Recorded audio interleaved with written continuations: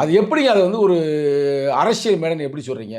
அரசியல் மேடைனா அரசியல்வாதி பேசக்கூடிய பேச்சுன்னு ஒன்று இருக்குது.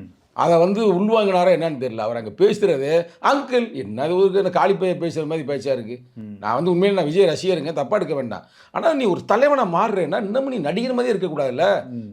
நிறைய பேர் நடிகர்கள் தான் தலைவனாக மாறி இருக்கிறாங்க. நிறைய வரலாறு இருக்குது. வெற்றி தோல்வியை நம்ம அப்புறம் பார்த்துக்கிறோம். ஏங்க சிரஞ்சீவி கூட அதை கூட்டமாங்க, இவரை விட இது டபுள் மடங்காக கூடுச்சு.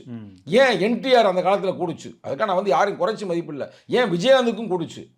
நாளைக்கு வந்து சூர்யா வந்து இறங்கினார்னு வச்சுக்கலேன், டே நான் தாண்டா சிங்கம், அவர் வர போகிறாரு, உண்மையான சிங்கமே அவரு தான், ஏன் சிங்கத்தை ஆட்டையை போட பார்க்குறியா அப்படின்னு. ஆனால் அவர் வந்து குதிச்சிருவார். அடிச்சா நம்ம பயணம் டைலாக்லாம் பேசுவாள், 1 டன்னா 1.5 டன் வெயிட்டில் அடிப்பேன் அப்படின்னு அவரு குதிச்சாருன்னு கூட்ட வரும். ஏன் நீ இது எல்லாத்தையுமே விடுங்க. நாளைக்கு திரிஷா வந்து ஒரு மீட்டிங் போட்டுச்சுன்னு வச்சுங்களேன், ஏன் நயன்தாரா ஒரு மீட்டிங் போட்டுச்சுன்னு வச்சுங்களேன், கூட்டம் கூடலாம் பாருங்க இதே அளவு கூடும்.